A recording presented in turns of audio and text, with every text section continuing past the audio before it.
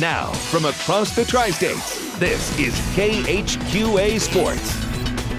Well, we continue our week-long Thanksgiving Hoops Madness tonight. We start in Pittsfield, where the Saukeys and Hannibal Pirates were locked in a very tight battle all the way through. We'll take it to it. Kennedy Cattleman inbounds to Ethan Barrowman. There's Cattleman, though, streaking back open. He hits the three to put Pittsfield up a couple of points. But Hannibal would stay close in this one. Check out the pass by Trevon Jones, just threading the needle on the left-handed bounce. That's pretty. Dalton Powell cleans it up on the other end of it. Wade Smith, though, watch him run the floor off this defensive rebound.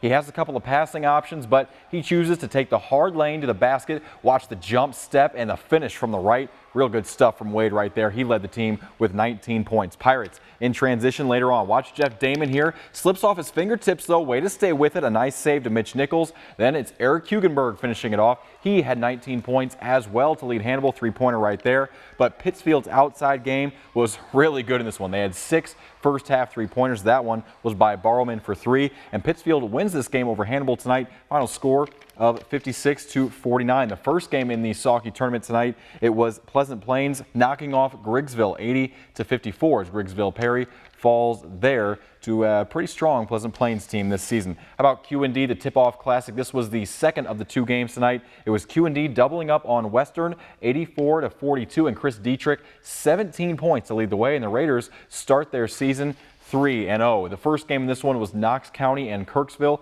We'll take it to the third quarter as Knox County looking to get win number 1 on the season. Lee Tagg's going to help their effort here. He'll put the Eagles up by 11. Watch the spin around his man in the post. Takes a little bit of contact, no whistle. Tagg puts the Eagles up a bunch there. Tagg later again for 2. He'll put Knox up 40-29. You'll see him cut hard to the basket there, finish with the left hand.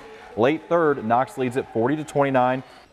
Later on, Royce Poor. Cross court, the spin, left-handed scoop. I love that play right there. Eagles still up by 11 third quarter. They led by as much as 7 in the fourth, but Kirksville gets the best of Knox County tonight. A late comeback win, 57-56. Royce Poor finishes with 24 points to lead all scorers. Lee Tagg finishes with 17. How about we take you to the southeastern end of things? Battle of unbeatens in the Suns Classic as Todd Fox's Suns took on West Hancock. Austin Hardy gets it going for the Titans here. That's a three-pointer from the football standout. Later on, Paxton Harmon, he's going to split a pair of defenders. 8-footer right there. That's how it's done. Nice and easy. Matt Ramsey and the Suns, though, they would not go away. Watch the tough take here, absorbing the contact, and three-point play. Got his whole body bumped right there, but stayed with it. He would finish off with the free throw. Ramsey, how about, again, knifing into the lane right here from the right wing. Gets past everybody and finishes soft off the glass. Later, though, a lot of Paxton Harmon in this one. As we mentioned, he's going to be very good this season. Drives in the left hand, and he gets the kind of a fadeaway there. Very tough shot with his back to the basket at first.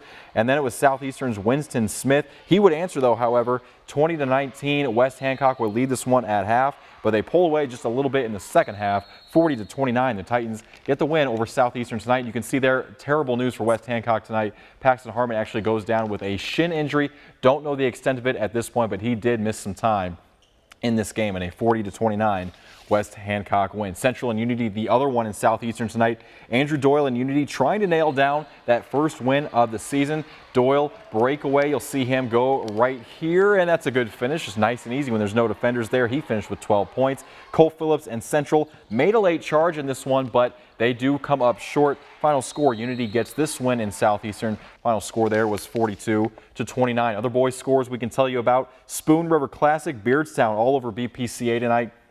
Final there was 74-48. On the other game in this one, other side of the bracket, West Prairie falls to Havana 57-44. In New Berlin, the Gene Bergschneider tourney, West Central was down, I believe, by 11 at half in this one to Rushville Industry. They come storming back and pour it on in the second half. West Central gets the 48-36 win. And at the Alton tournament, it was Jacksonville beating a Vashon team by 12, 64-52 there. How about some girls action? Western and Liberty Payson, the PCC traveling tourney title game. Jim Shields and his Western Wildcats trying to hand Liberty Payson that first loss of the season. They got a huge boost from a sophomore, Lauren Melton. Nice drive right there, and the finish. Her best, though, came at the end of the first quarter. NBA range. Check it out. She's going to pull up and drop this three-pointer like it's no big deal. Excellent shot there, the buzzer beater. We're tied at 14 at that point at the end of one quarter, but the rest of the day belonged to Liberty Payson. Kristen Luce, watch her come in. The volleyball standout's going to go in for the bank shot.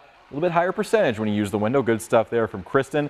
Later, it was Caitlin Wolf. She's going to go in from the right side. The right wing jumper goes down uncontested. Nice shot right there. And then later on, Ashlyn May, the jumper from the top of the key. As I mentioned, Liberty Payson really able to pour it on as this game continued. It was tight in the early going. Liberty Payson able to pull away. How about some more Caitlin Wolf in this one? Madeline Heyer, someone you didn't see in this highlight, she finishes a double-double, 19 points, 10 boards, and a 69-36 win for Liberty Payson. And also Griggsville, Perry, and Brussels. Tornadoes trying to break into the win column as well. Michaela Smith, she hits a two-pointer here. This would tie the game early on at 6. There goes Smith from the baseline with a hand in her face. Later, it would be Allison Bingham. Here is 3 of her 17 points, but Griggsville just not enough answers for Brussels tonight.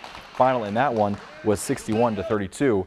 In favor of Brussels. And of course, we've got more Thanksgiving tournament action coming your way on Thursday and Friday. Busy night tonight. We're looking forward to the rest of the week. Also, do want to pass along one note, a correction from 6 p.m. I announced that Cassidy Gangenbacher of QND had signed with Lindenwood Belleville. She actually signed with the main campus, Lindenwood, in Missouri. Of course, Belleville in Illinois, but Cassidy does sign with Lindenwood University in St. Charles, Missouri, and that is where she will join former QND teammate Tori Kuhn next year for the Lions. And again, that's going to do it for sports.